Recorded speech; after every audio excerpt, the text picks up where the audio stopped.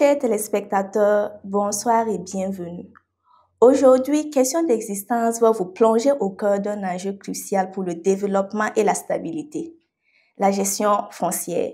Vous n'êtes pas sans savoir que la Terre est au centre de nombreux défis et conflits. Dans ce numéro, nous allons explorer les problématiques liées à la gestion foncière, comprendre ces enjeux et analyser les solutions possibles pour une gestion plus juste et durable. Pour ce faire, nous avons à nos côtés un docteur en histoire de la philosophie et philosophie pratique.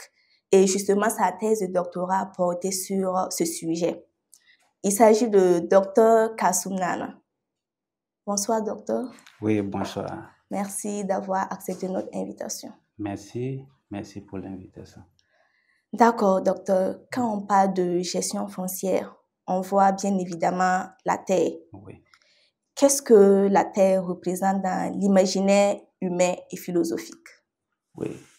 Dans l'imaginaire humain et philosophique, la terre est présentée comme une propriété commune.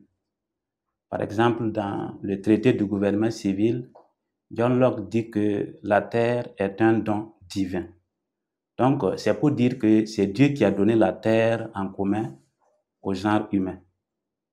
Donc, de ce point de vue, la terre et tout ce qu'elle renferme appartient en commun au genre humain. Les fruits que la terre produit naturellement, les bêtes qu'elle nourrit, appartiennent en commun au genre humain. Là donc, comment on peut concevoir la terre dans l'imaginaire humain et philosophique. D'accord. Et justement, quand on parle de terre, on a tendance à dire comme si on voit la possession, quoi. Oui. Est-ce que moralement, on peut posséder la terre?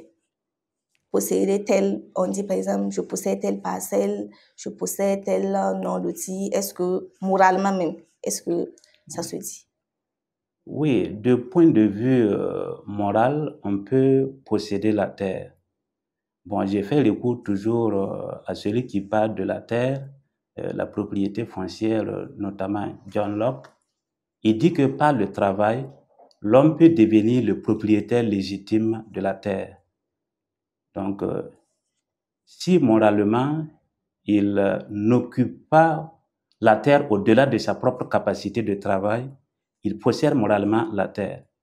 Au contraire, lorsqu'il occupe la terre au-delà de sa propre capacité de travail, il commet une faute morale, puisqu'il prive d'autres individus à l'accès à cette terre-là. D'accord. Et est-ce que posséder la terre, est-ce que c'est pas une forme d'usurpation? Oui, posséder la terre, il faut dire que lorsqu'on parle de la propriété de la terre a un fondement constitutionnel, alors que la possession, c'est l'usage naturel qu'on fait d'une chose. Donc, la possession n'est pas suffisamment légale. Donc, voilà ce que on peut dire concernant le rapport entre propriété et possession. D'accord. Mais est-ce qu'on peut vraiment parler de propriété de la terre si on se penche sur nos cultures? Bon, d'une manière générale, il faut dire que la notion de la propriété n'est pas méconnue dans nos cultures. Voilà. Dans chaque culture, on parle de la possession, on parle de la terre de nos aïeux, la terre de nos ancêtres, on parle de propriétaire terrien. Cela suppose que dans la culture, la propriété est connue. Lorsque nous prenons, par exemple, dans la société Mara, alors la terre, on désigne des gens pour gérer la terre. Et justement, dans la société Mara, la terre est gérée par le Tengsoba, qui veut dire le chef de terre. Et donc, s'il y a un litige foncier, c'est lui qui s'en occupe. Donc, on peut parler donc de possession, donc au niveau des cultures. Des cultures. D'accord. Oui. Et est-ce que les citoyens sont tous égaux devant le droit de jouissance de la terre au Burkina aujourd'hui? Oui, bon, selon la loi, tous les citoyens sont égaux devant le droit de jouissance de la terre. Maintenant, bon, dans la pratique, dans la réalité, c'est tout autre chose parce que parfois les attributions des parcelles ne se font pas dans les règles de l'art. Bon, il y a des gens qui ont assez de parcelles, d'autres voilà, n'en possèdent pas. Donc, ça crée un peu des inégalités dans la possession de la terre. Mais la loi, surtout la réforme agraire et foncière, essaie donc de corriger ces erreurs-là pour que tout citoyen puisse jouir du droit de la terre. Avant, dans la société traditionnelle, la femme était un peu marginalisée et lorsque on parlait de la question foncière, elle n'avait pas son mot à dire. Maintenant, bon, la réforme agraire, à travers les lois, ont revu tout cela. Et lorsque nous prenons, par exemple, la loi numéro 14/96/ADP du 23 mai 1996, il dit que les femmes et les hommes ont l'égal droit sur la possession de la terre. La terre est attribuée à tout citoyen, homme ou femme, sans distinction de sexe. Donc la terre appartient à tout le monde. Mais on remarque que justement, parlant de parcelles, Oui. il y a des gens qui ont plusieurs parcelles pendant que d'autres n'en ont pas. Est-ce que dans ça, on peut parler d'égalité? Justement, nous constatons avec amertume que y a certaines personnes qui achètent des parcelles sans en avoir directement besoin. Voilà, ils achètent ces parcelles-là pour les revendre plus tard à des prix exorbitants. Oui. Et cela crée une situation de rareté. Ça rend la terre rare et chère. Donc, ces gens-là doivent comprendre que nous n'allons plus accepter cette occupation anarchique et égoïste de l'espace. Ça veut dire que lorsqu'on veut bien voir cette appropriation illimitée, crée des inégalités et des injustices sociales, desquelles inégalités créent à leur tour des frustrations. Donc, on a intérêt donc à se pencher sur cette question pour garantir la justice sociale, pour garantir la paix civile. L'urbanisation de nos villes comme Ouaga et Bobo change. Est-ce que ça change notre rapport à la terre? Bon, l'urbanisation de ces grandes villes, notamment les villes comme Ouaga et Bobo, change radicalement notre rapport à la terre. Parce que nous constatons que dans ces grandes villes, la terre n'appartient plus aux gens de classe moyenne. Oui. Voilà. La terre appartient maintenant à ceux qui ont un capital financier élevé, à ceux qui ont le pouvoir d'achat.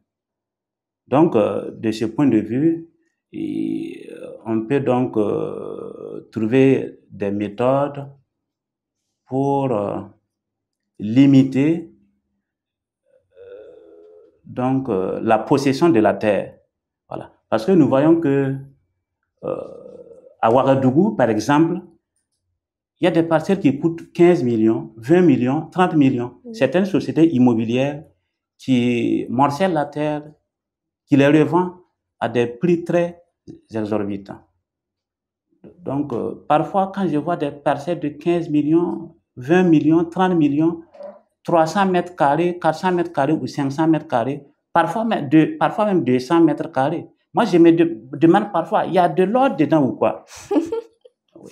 C'est pas accessible à tout le monde. C'est pas accessible à tout le monde. Surtout aux citoyens lambda. Oui, le citoyen lambda n'a pas accès à la terre. C'est ça. Oui. Donc, et justement, est-ce que ça ne remet pas en question l'égalité dont vous parlez justement?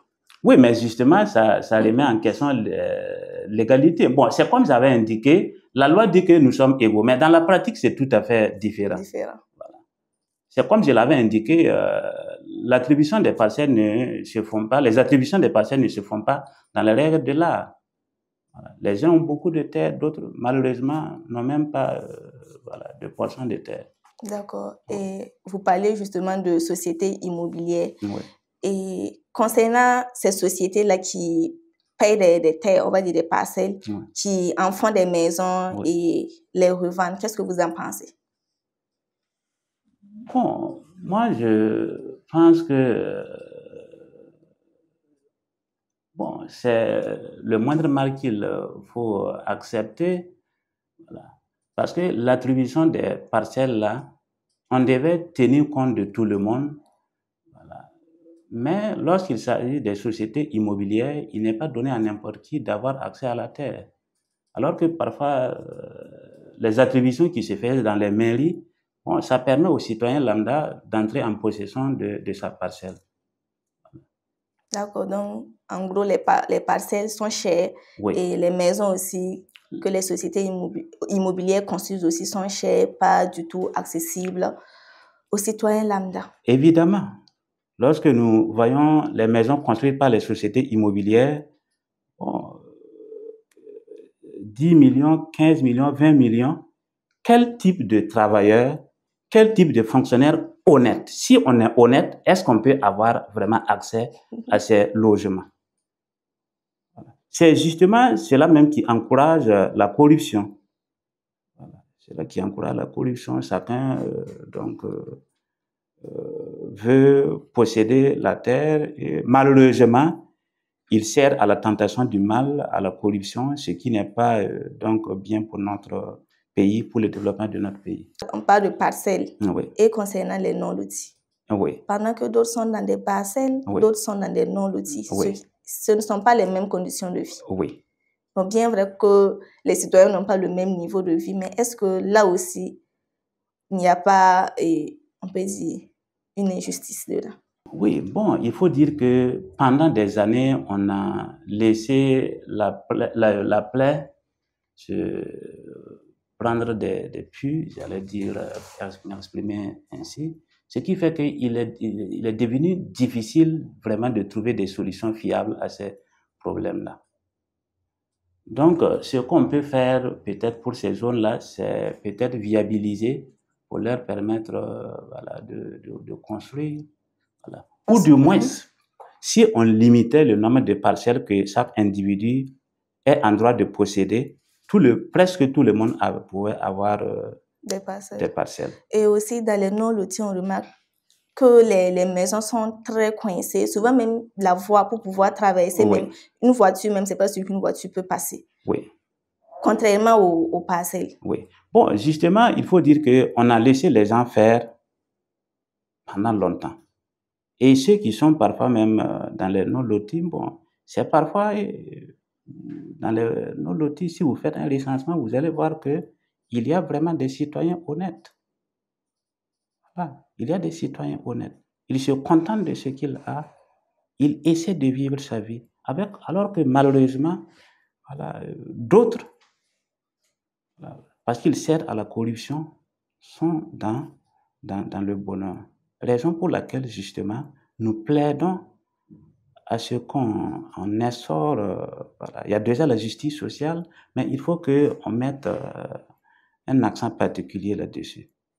Voilà. Nous demandons et nous plaidons afin que ces inégalités sociales, ces injustices sociales aient des solutions pour leur éradication. D'accord. Voilà. Et je propose que, par exemple, dans les attributions des parcelles, il y a longtemps, on aurait dû limiter. Un individu peut venir à lui seul posséder 10 parcelles, 20 parcelles, et encore, il a la possibilité d'acheter ou même d'en demander. Ce n'est pas normal. C'est ce qui fait que la terre est devenue rare. Les gens possèdent assez et les autres manquent cruellement le nécessaire. Donc, si on avait limité, même aujourd'hui, lorsqu'on parle des cités relais, il fallait limiter. Lorsqu'on dit cité de relais de Koubri, Koubri est à Ouagadougou. Si vous avez une seule parcelle dans la région du centre, tu ne devais pas être éligible, tu n'es pas concerné. Mais sinon, si on lance justement, même ceux qui ont 20 parcelles vont venir encore demander des parcelles. On dit que c'est du hasard, ils vont tenter encore leur chance et ils vont avoir. Et ceux-là qui sont honnêtes même ne vont pas venir parce qu'ils pensent que c'est comme avant où on décidait donc de donner à un groupe d'individus. Mais si on notifiait que si tu as déjà une seule parcelle à Ouaga, tu n'es plus concerné. C'est de cette façon-là, on peut instaurer la justice sociale pour que, en fin de compte, chacun puisse avoir sa parcelle. Mais est-ce qu'un Burkina Faso où la gestion foncière est équitable et tout, oui. Est-ce que c'est possible? Quand on parle de l'équité, je me demande est-ce que cela convient d'ailleurs aux humains? Mais on peut tenter tant bien que mal à réduire les inégalités. Lorsque nous jetons un regard sur la vie de la population, nous voyons que les inégalités, le fossé entre le riche et le pauvre est tellement grand. Oui. Oui. Des gens qui achètent des parcelles de 100 millions, voire plus, alors que d'autres manquent même du nécessaire. Bon, l'écart est grand. Et dans une société, je fais recours au philosophe John Rawls, qui dit que les inégalités de richesse ne sont juste que lorsqu'elles profitent aux plus défavorisés. Voilà. Dans une société, on ne peut pas faire en sorte qu'il y ait seulement des riches, mais il faut quand même que l'écart ne soit pas grand. Oui. On doit travailler à réduire l'écart entre le riche et le pauvre. Finalement, est-ce qu'on peut dire que l'État a la main sur le foncier au Burkina Faso ou bien l'État a laissé faire au risque de créer de l'injustice? Bon, sur cette question, il faut dire que l'État ne s'est pas totalement désengagé. Même si entre-temps, la terre était devenue la propriété des sociétés immobilières, il faut reconnaître que l'État aussi joue sa partition en ce qui concerne la gestion foncière. La preuve est que le 5 février 2025, si j'ai bonne mémoire, le gouvernement, en conseil de ministres, a pris un projet de loi concernant donc visant à réformer l'organisation agraire et foncière. Et il ressort donc de cela que la terre appartient donc à l'État. Bon, selon mes propres analyses, bon, si on dit que la terre appartient à l'État, ça veut dire que la terre appartient au peuple, la terre appartient à tout le monde. Et sur ce, la question que je me pose, est-ce que si la terre appartient à l'État, est-ce qu'il y a lieu encore donc de parler des sociétés immobilières? Voilà. Alors que bon, les sociétés immobilières aussi jouent un rôle important donc dans l'accessibilité des parcelles. D'accord. Il faut juste peut-être les cadrer pour que les prix là ne soient pas quand même très exorbitants. D'accord. Et on va revenir sur les litiges et conflits fonciers. Oui. On remarque que c'est de plus en plus fréquent ici au Burkina Faso. Oui, à quoi est-ce que cela est dû? Concernant les litiges fonciers ou les conflits fonciers, il faut dire que cela était lié entre-temps à la prolifération des sociétés immobilières. Il y a des sociétés immobilières qui ne s'exerçaient pas donc légalement, ils n'avaient pas les agréments. Donc cela donc créait des situations de conflit. Voilà. En plus de cela, il y a aussi le phénomène de la corruption. Oui. Le faux et l'usage du faux, les faux papiers, voilà, les doubles attributions des parcelles. Cela aussi justifie d'une part donc les problèmes liés à la question foncière. Et il y a aussi malheureusement l'ignorance donc de la population. Il y a des gens qui ne savent pas que pour acheter un terrain, il a des démarches à suivre. Et cela les amène parfois dans des conflits. Souvent, ils se font arnaquer même. Ils se font arnaquer. Voilà. Donc, sur ce, ça attire l'attention de la population. Lorsque vous voulez acheter un terrain, il faut bien se renseigner pour minimiser les risques. Voilà. Donc, on peut suivre même la page Facebook de Justice Info Burkina, donc qui donne des informations irrélatives. D'accord. Oui. Mais est-ce que la réflexion philosophique peut contribuer à limiter les conflits fonciers? Si oui, comment? Bon, évidemment, la réflexion philosophique peut contribuer à limiter ces conflits. Et donc, pour limiter les conflits fonciers et garantir une justice sociale, il faut donc, comme je l'indiquais, limiter le nombre de parcelles que chaque individu est en droit de posséder. Lorsqu'il y a un nouveau lotissement, il faut notifier clairement, même dans les provinces, dans les départements, c'est pas seulement en ville, dans les mairies et autres, dans les préfectures, bon, c'est eux qui prennent la responsabilité d'en gérer. Il faut qu'ils notent clairement que lorsque tu es dans une localité et qu'il y a des attributions, si tu as déjà une parcelle, tu n'es plus concerné. Il faut quand même un dynamisme de solidarité pour que les autres aussi, ceux qui sont sans terre, puissent avoir leur terre. Donc, je pense que si on prend soin de limiter le nombre de parcelles, ça pourra donc réduire l'injustice sociale parfois qu'on cause aux moins défavorisés. D'accord. Merci, docteur. Oui. Et pour refermer cette émission, Oui. quel message est-ce que vous avez à l'endroit des décideurs, des paysans et des jeunes au rapport avec la terre? Oui, bon, à nos vaillants paysans, nous leur demandons d'exploiter la terre comme il se doit, voilà, de ne pas négliger la terre, de pratiquer vraiment l'élevage, l'agriculture, voilà, qui sont des secteurs porteurs. Surtout que présentement, on voit que le gouvernement est en train d'accompagner avec des tracteurs et autres. Bon, ça peut donc leur permettre de travailler et de produire plus. Bon, concernant les jeunes qui constituent le fer de lance de l'économie, nous leur demandons de ne pas vendre les terres de nos aïeux. Ils peuvent donc les mettre en valeur, commencer à exercer l'agriculture ou l'élevage, qui sont aussi des secteurs porteurs. Même si vous n'avez pas d'argent, parfois ce n'est pas facile, on peut mettre la terre en location. Si quelqu'un est intéressé, tu mets ça en location et on profite de ce qu'on appelle la rente foncière. Et la rente foncière, ça a été évoqué par des sociologues, par des économistes, voilà, par des philosophes. Lorsque nous prenons le plus grand philosophe Adam Smith, dans son ouvrage Recherche sur la nature et les cours de la richesse des nations, il met l'accent sur la rente foncière et il nous explique son utilité. Et plus tard, l'un des plus grands économistes aussi, David Ricardo, dans son ouvrage Principe de l'économie politique et de l'impôt, met l'accent sur la rente foncière. Il y a un avantage de mettre sa terre en location au lieu de la vendre. Et même plus loin, il y a Joseph-Pierre Proudhon, dans son ouvrage Système de contradiction économique ou philosophie de la misère, qui montre que l'importance de la rente foncière.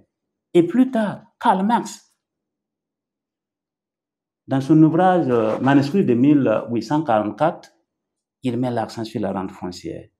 Et plus tard, dans La misère de la philosophie, il met l'accent sur la rente foncière. C'est-à-dire, en lisant donc ces auteurs, ces philosophes, ces économistes et ces sociologues-là, ça nous permet donc de prendre des solutions, des meilleures solutions. Au lieu de vendre nos terres, il faut les mettre en location pour profiter de ce qu'on appelle la rente foncière. Je précise cela parce que celui qui veut, il peut aller consulter. Voilà. Il n'y a rien de tel que de se cultiver. D'accord, merci. Concernant maintenant les décideurs, bon, nous leur disons merci pour les efforts qui sont consentis de part et d'autre et nous leur demandons aussi de continuer à accompagner les jeunes concernant les projets villageois et surtout, si c'est possible, de les accompagner avec des châteaux d'eau pour qu'ils puissent produire même en saison sèche. Lorsqu'ils ont des châteaux d'eau, ils peuvent donc produire des tomates même pour accompagner ce qu'on appelle l'entrepreneuriat communautaire, notamment la production donc des pâtes de tomates. Merci à vous d'avoir accepté notre invitation. Je vous en prie. et on espère vous revoir prochainement sur le plateau de Fadima Webzi. Merci, courage à vous. Merci. Merci. Merci. Fidèles téléspectateurs, nous sommes au thème de cette émission. Nous avons exploré les dimensions éthiques de la gestion foncière, soulignant l'importance d'une approche basée sur la justice, l'équité et la responsabilité. Nous avons vu que la philosophie pratique offre des outils précieux pour résoudre les conflits fonciers. La gestion foncière est donc bien plus qu'une question technique.